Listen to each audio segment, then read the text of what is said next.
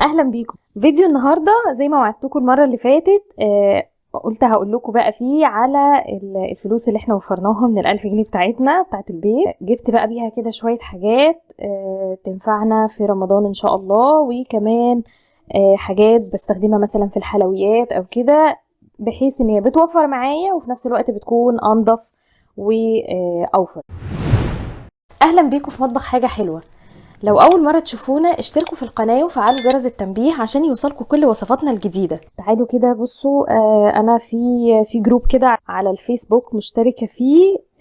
لو حابين اضيفكم فيه ممكن تبعتولي في التعليقات وانا اضيفكم فيه ان شاء الله باذن الله. انا بطلب منها شويه حاجات بتوفر معايا كتير وبستخدمها في البيت. بصوا، ده كيس بسكوت، السكر فيه قليل خالص، انا بجيبه عشان خاطر ولادي على اشكال حيوانات، وطعمه لذيذ جدا، يعني انا نفسي باكل منه بيبقى طعمه حلو قوي. الكيس ده ب15 جنيه. شايفين كيس مليان على الاخر اهو. دايما لازم لما اطلب منها حاجات حتى لو مش محتاجاه لازم بطلب منها البسكوت اللي على شكل الحيوانات ده. الولاد عندي بيحبوه قوي وبيبقى طعمه جميل والسكر فيه قليل، فبحسه هيلثي اكتر من الحاجات التانية اللي هما بيشتروها من بره. ده انا جبت منه اهو كيسين. وكمان نفس الشركة بتبقى عاملة البسكوت ده. البسكوت ده سادة بجوزة الهند. عايزة اقول لكم طعمه وريحته تحفة. انا بحب، بصوا احنا بناكله كده بس بالشاي في الفطار، او ممكن احطه لبنتي في اللانش بوكس. كمان لو هعمل ليزي كيك بيبقى تحفة فيه. يعني انا جربت بسكوتات كتير وانا بعمل الليزي كيك، لكن بصراحة البسكوت ده في الليزي كيك حاجة تانية خالص، بيوديها في مكان تاني خالص، لان نكهة الجوز الهند فيه وطعمه وقوامه اللي هو مش بيدوب كده ويفرول، لا لا خالص، بجد احلى بسكوت ممكن تجربوه. ده برضو انا بجيب الكيس منه ب15 جنيه. انا جبت منه 3 اكياس زي ما انتم شايفين كده. دي من شركة، هما الاتنين البسكوتات دي اسمها باير فودز. انا بصراحة معرفش الشركة، بس زي ما بقول لكم هو جروب على الفيس. لو حابين اضيفكم فيه ممكن تبعتولي في التعليقات واضيفكم ان شاء الله. بطلب منها الحاجة وهي بتبعتها لي. كمان بجيب منها البسكوت ده بسكوت سمايلي. انا بحب ادلع ولادي كده اول الشهر عشان باقي الشهر ما بعبرهمش باي حاجه. ده بسكوت، الكيس ده ب5 جنيه. مليان بسكوت على شكل فيسز كده وشوش. في بقى وش انجري زعلان، وفي وش بيضحك، في وش مكشر. الولاد بيحبوه قوي هنا، ده بطعم الكاكاو، نظيف وحلو. الكيس ده ب5 جنيه. كمان لقيت عندها الكيس ده. دي نوع الشوكولاته بتاعها إليت، لو تسمعوا عنه، ده مشهور جدا وطعمه حلو جدا. ده عباره عن ويفر محشي شوكولاته ومتغطي بشوكولاته. دي بيبقى فيها 12 قطعه من جوه. بصوا عامله ازاي، كل قطعه مغلفه لوحدها. انا عشان كده بحبه جدا، عشان بحط منها في اللانش بوكس، ما بتبهدلش الدنيا لبنتي في اللانش بوكس. ده الكيس ب10 جنيه. كمان بجيب كيس الاكلير ده، شايفين مليان خالص اهو. ده ب10 جنيه برضو كيس اكلير. ده برضو بحب اجيبه، بحيث ايه لو عايزه ادي ولادي او بتاع، هي كفايه واحده، بحيث ان ايه الواحد ما يكترش من الحلويات. ده اسمه سولا. طعمه حلو جدا جدا جدا وشبه الاكلير بالظبط. وكمان الكيس بيبقى مليان وب10 جنيه بس. وكمان بحب اطلب منها جبنة الحمد اللي هي الكريمي دي، في منها بطعم الشيدر وفي منها بطعم القشطة. جربوا الاتنين واكتبوا لي في التعليقات هيعجبوكم جدا جدا، وقولوا لي انهي الاحلى.